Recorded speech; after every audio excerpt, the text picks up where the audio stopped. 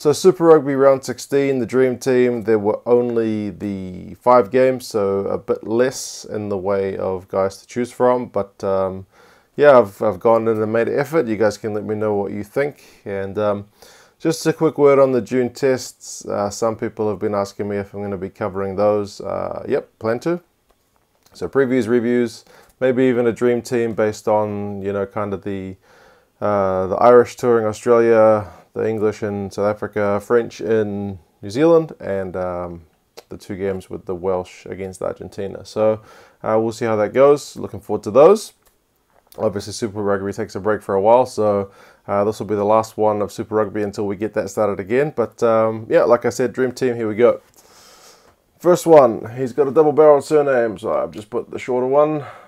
Jeff Tumunga Allen from the Hurricanes. Even though his team was on the wrong side of that result, he still managed to get a try. 2 runs for 15 meters is a pretty good return for a big boy.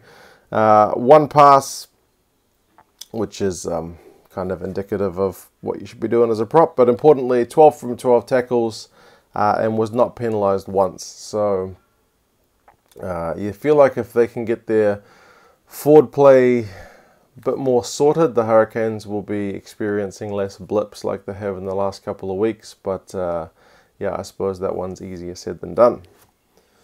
Next, and from a team which does not really have any issues with their forward play, is Michael Alalatoa from the Crusaders. Just a solid all-round game from him. You know, he's kind of in and out of the starting team because they've got pretty good depth in their front row. 3 passes, including an offload, 7 runs, 4 meters, 7 from 7 tackles. Just solid scrum all round. So I could have gone with someone a bit more dynamic, but he was just like a solid all-round performer, and he played a fair few minutes as well. So a good effort. Next, also from the Crusaders, I've gone with Cody Taylor. He had a try assist, 4 passes, 5 runs for 5 meters, which is also very good for a front rower. Beat 1 defender in those 5 runs, which is impressive. 11 from 12 tackles, and the Crusaders line-out was operating at 92%, so line-out throw is not a problem. Yeah, I mean, when Dane Coles is out of the picture, he really is, I think, the #1 guy on the All Blacks radar. And the locks, man, it's becoming a crusade over here. Scott Barrett, 4 passes, 7 runs, 4 meters made, but importantly, 11 out of 12 tackles, so he's pretty solid on his D. 5 lineouts and 1 lineout steal, so the work he does in the lineout is important. He gets criticised a bit for being a bit soft, and I had a look at his stats because, you know, 7 runs for 4 meters is nothing startling. But yeah, he in terms of locks, he's actually not too bad in the amount of tackles he busts and meters he makes. He's not the top guy, but he's above some other guys who you might think would be above him. Like, I think he makes similar meters to Patrick Tuipulotu, who's a pretty beefy guy as well. Doesn't make as much as Brodie Retallick, so I guess that's where he should be setting his kind of sights if he's going to emulate anybody. But still solid effort all round. Next, I've gone with Matt Phillip from the Rebels. So, not in the Wallabies squad, which is kind of unfortunate for him. But, yeah, you got to think going forward, he's probably going to be one of the guys who's putting his hand up anyway. So, 2 passes, including an offload, 18 runs. So he was busy for a lock. 27 meters, 6 from 7 tackles, 8 lineouts and 2 lineout steals. So making the Blues night pretty miserable. Yeah, all-round good effort. Seems like a fiery character as well, which is sometimes what you need. Although when you got Adam Coleman next to you, maybe need someone a bit more balanced. But either way, good effort. Next, in the back row, I have gone with a few Aussies. None of them in the Wallabies. I've gone with Lockie McCaffrey from the Brumbies. He scored a try, had a try assist, 10 passes including 4 offloads, 10 runs, 44 meters, 3 clean breaks, 7 out of 8 tackles, and 5 line-out takes. Just an all-round good night from him. I'm not sure how things are going to work once Pete Samu joins the Brumbies. But McCaffrey doesn't seem to get the props that some of the other guys get. He's looked impressive when he's played. He's able to play the ball. He's defensively pretty sound. So he just seems to be one of those guys who doesn't quite get the plaudits, but yeah, still all-round good player. Next, one of the guys I picked for the Wallabies who did not end up making it is Michael Wells. A try and 2 try assists, 4 passes including 2 offloads, 9 runs for 39 metres, 10 out of 11 tackles, 3 line-out takes including a line-out steal. I reckon he's a good player, even if he's, again, not a real kind of dynamic. Like, he's not David Pocock going to pinch the ball from the ground. He's not, Michael Hooper with that pace and the ability over the ball. He's not like Lopeti Tamani able to bust things up like a demon. He's just an all-round solid player. And I don't know, I still think he's got a place in Aussie rugby, so hopefully, because I think he's in his mid-20s, hopefully he gets something before he goes and decides to kind of ply his trade overseas if he gets that option. Next, I've gone for Scott Higginbotham from the Reds. So again, a guy from a losing performance, but still a try and a try assist, 3 passes, 2 offloads. The pass that he gave to Izzy Parisi to get that try for his try assist was pretty good. Like he made the break from an intercept, and then he decided to give it to the guy with the gas, which was a very good decision. Higginbotham's 31, I think, and probably not able to go kind of 80 meters. And his try was just like Mr. Fantastic, I guess, like the stretchy arms thing. Like, he wasn't near the line, but he just managed to get his arm out and perfectly put it on. So yeah, just good awareness from him. I guess that's a bit of experience. 12 runs, 65 meters, 1 defender beaten, 1 clean break, 4 out of 6 tackles. Pretty good performance, and all these 3 guys not wanted by the Wallabies. Interesting. Next, for the scrum half, man, it's getting crowded with Aussies here. I'm going with Joe Powell from the Brumbies. 3 try assists, and to be fair, there were a lot of good scrum halves this week, so it was hard to pick. But 3 try assists, 82 passes, which is a lot. He offloaded 3 times. 6 runs, which is kind of good, because I guess he gets criticised a little bit for not running the ball a bit more. 42 metres made, which was, I think, second of all scrum halves this week. Like, he was behind only Pulu from the Blues in terms of his run meters. So he actually, took the ball to the line more than most. 3 clean breaks, 1 defender beaten, made 4 from 4 tackles. Good night for him.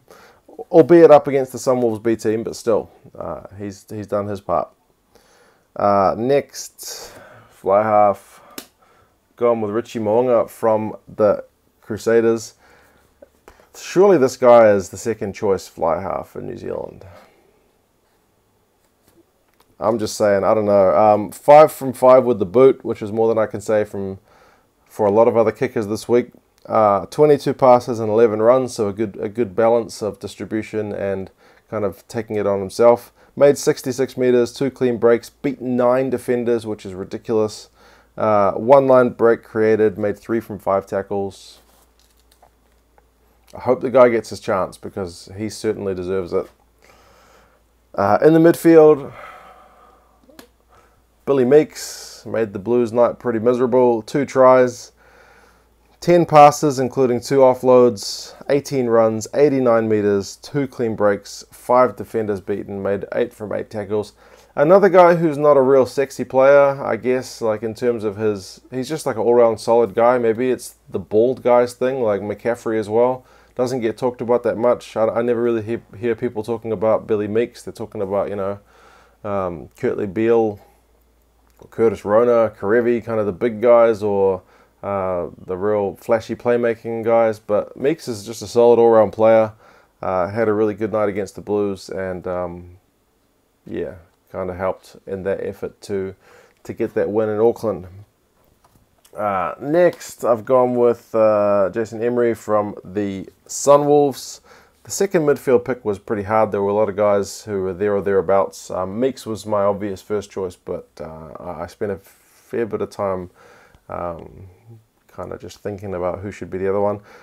He had 1 try, 7 passes, 2 offloads, 7 runs for 31 metres, which is not a huge amount of metres, but a line break, 8 from 9 tackles, and even 1 counter ruck turnover. So he's not that big a guy, but he was getting in there, and in a losing team, putting his hand forward. I guess that Sunwolves team has really largely changed. So it was up to guys like him to really step forward, and although they lost, they didn't get disgraced. So it's thanks to performances like that. The outside backs. Now this is where there were a lot of guys. I guess it goes with the position. It's usually these guys who are getting massive meters and beating defenders and scoring tries. But yeah, I've gone with Israel Folau. He got 2 tries, 1 try assist. One of those tries was just an absolute thing of beauty in the air.